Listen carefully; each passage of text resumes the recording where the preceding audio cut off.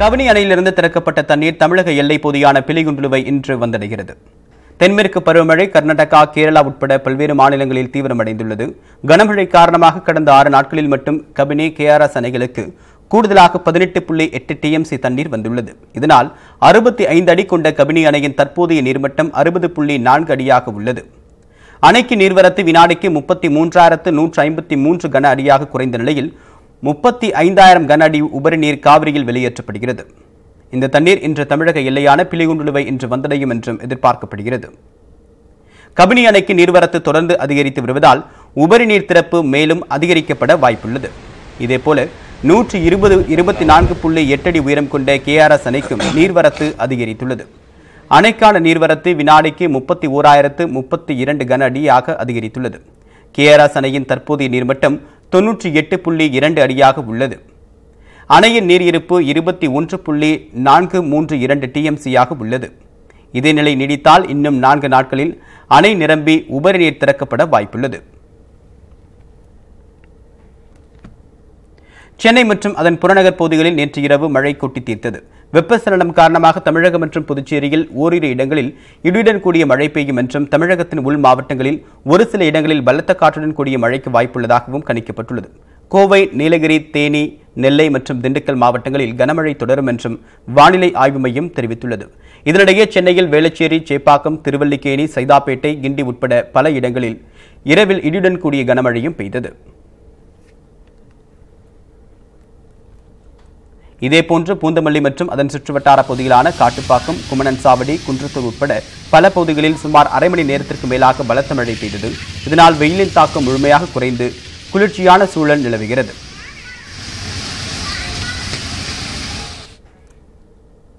தனியார் பள்ளி நிர்வாகிகள் மற்றும் ஆசிரியர்களின் குற்றப்பணினி விவரங்களை இணையதளத்தில் வெளியிட வேண்டும் என்று மாநில தகவல் ஆணையம் உத்தரவிட்டுள்ளது. வேலூர் மாவட்டத்தில் உள்ள தனியார் பள்ளிகளில் மாணவர்களின் நலனுக்காக எடுக்கப்பட்டுள்ள பாதுகாப்பு நடவடிக்கைகள் குறித்த தகவல்களை அளிக்குமாறு மாநில தகவல் ஆணையத்தில் வேலூர் மாவட்டத்தைச் சேர்ந்த முகமது அலி சித்திக் மனு அளித்தார். இதனை விசாரித்த ஆணையர் முத்துராஜ் மனுதாரர் கூறிய விவரங்களை 15 நாட்களுக்குள் வழங்க மாவட்ட மெட்ரிக் பள்ளிகள் ஆய்வாளருக்கு உத்தரவிட்டார். மேலும் அனைத்து தனியார் பள்ளிகளும் தங்களது நிர்வாக குழுவில் இடம்பெற்றுள்ள உறுப்பினர்கள், பள்ளிகளில் பணியாற்றும் ஆசிரியர்கள், ஆசிரியர் அல்லாத ஊழியர்கள் ஆகியோரின் குற்றப்பணினி விவரங்களை இணையதளத்தில் வெளியிட வேண்டும் என்றும் அவர் ஆணையிட்டார். இது தொடர்பாக அனைத்து மாவட்ட முதன்மை கல்வி அதிகாரிகளுக்கு பள்ளிக்கல்வி இயக்குநர் சுற்றறிக்கை அனுப்ப வேண்டும் என்றும், இந்த உத்தரவு மீதான நடவடிக்கை குறித்து அடுத்த மாதம் 16ஆம் தேதிக்குள் பள்ளிக்கல்வித்துறை இயக்குநர் அறிக்கை தாக்கல் செய்ய வேண்டும் என்றும் தகவல் ஆணையர் உத்தரவிட்டுள்ளார்.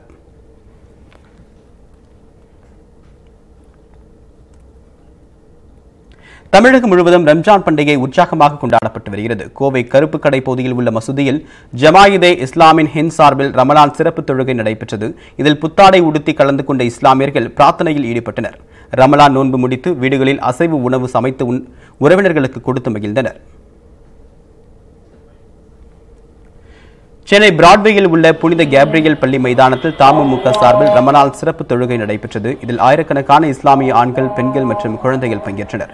இந்த சிறப்பு தொழுகையில் முன்னாள் சட்டமன்ற உறுப்பினரும் மனிதநேய மக்கள் கட்சியின் தலைவருமான ஜவாஹிருல்லா கலந்து கொண்டு உரையாற்றினார். அனைவரும் தமிழ்நாட்டு மக்களுக்கு, முஸ்லிம்களுக்கு ஹாப்பி ரம்ஜான். ரொம்ப சந்தோஷமா இருக்கு. ரம்ஜான் இந்த அல்லாஹ்வுடைய ஒரு மாதம் ஃபுல்லாக நோன்பு வைத்து அல்லாஹ்வை வணங்குகிறோம். எனக்கு சந்தோஷமா இருக்கு. சென்னை பெருங்குடியில் உள்ள ஷாஜஹான் என்பவரது குடும்பம் அக்கம் பக்கத்தில் உள்ள மற்ற மதத்தினருடன் இணைந்து ரமலான் பண்டிகையை கொண்டாடி மகிழ்ந்தது. 4 தலைமுறைகளாக மத நல்லிணக்கத்தோடு பண்டிகை கொண்டாடும் இவர்கள் ஒருவருக்கு ஒருவர் இனிப்புகளை ஊட்டி தங்களது மகிழ்ச்சியை வெளிப்படுத்தினர். அப்படி முக்கியமான அந்த குர்ஆன் இறங்குது இந்த மாதத்துல தான் அருளப்பட்டது. அதனால மற்ற கடமைகளுக்கு இல்லாத ஒரு பெரிய முக்கியத்துவம் இந்த நோன்புக்கு இருக்குது. அதனால் எங்களால் எந்த அளவுக்கு உடலில் வலு இருக்குதோ அது வரைக்கும் விடாமல் நாங்கள் தொடர்ந்து வச்சுக்கிட்டு இருப்போம். அதில் நாங்கள் ரொம்ப சந்தோஷமாக இருக்கிறோம்.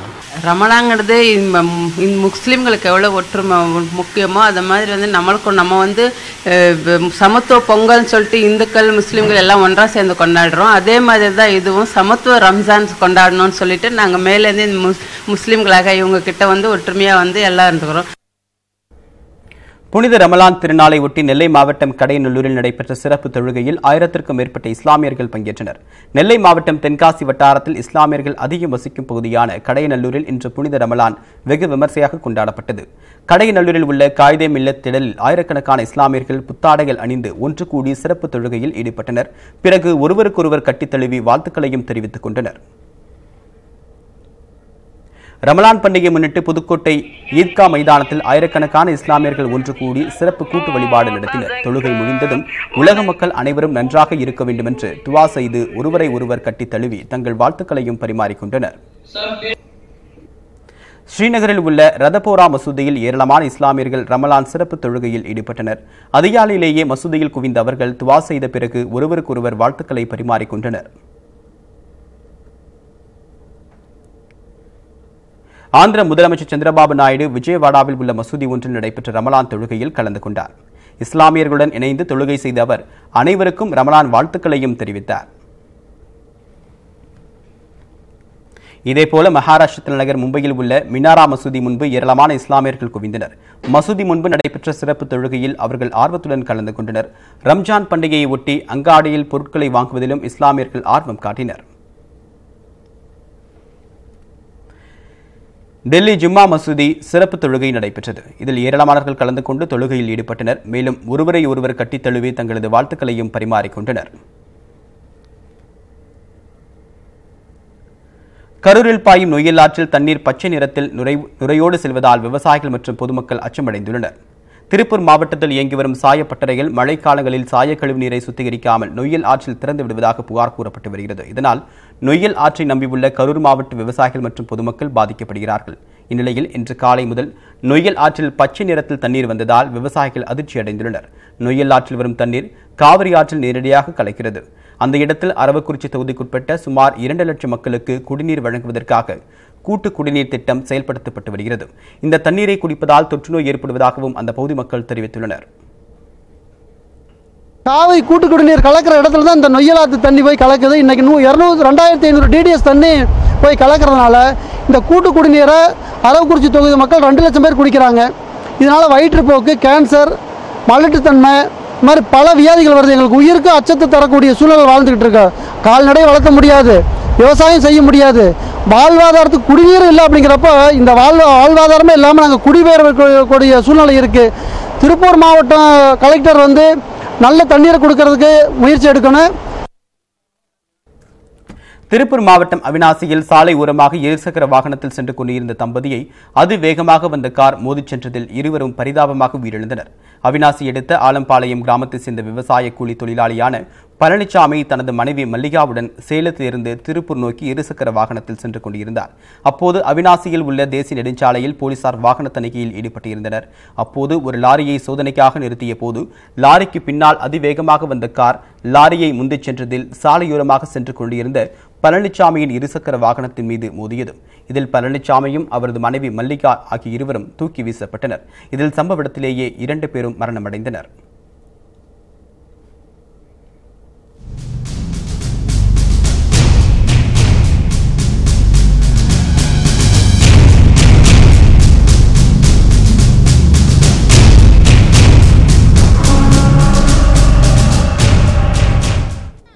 விபத்தை ஏற்படுத்தி அதே வேகத்தில் காரில் வந்தவர்கள் தப்பிச் சென்றனர். இதையடுத்து குற்றவாளிகளை கைது செய்ய வலியுறுத்தி விடுதலை சிறுத்தைகள் கட்சியினர், மனிதநேய மக்கள் கட்சியினர் மற்றும் பொதுமக்கள் நெடுஞ்சாலையில் அமர்ந்து மறியல் போராட்டத்தில் ஈடுபட்டனர்.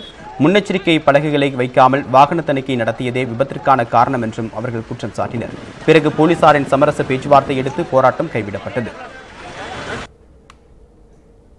வாகன சோதனை என்ற பெயரில் 2 பேர் இருசக்கர வாகனத்தில் வருகின்ற பொழுது அந்த அதிகாரி அல்லாமல் அதுக்கு துணையாக இருந்த 2 நபர்களை வைத்து கம்புகளை நீட்டியின் விளைவாக 2 சக்கர வாகனத்தில் வந்த தம்பதி 2 பேர் விபத்துக்குள்ளாயிருக்கிறார்கள்.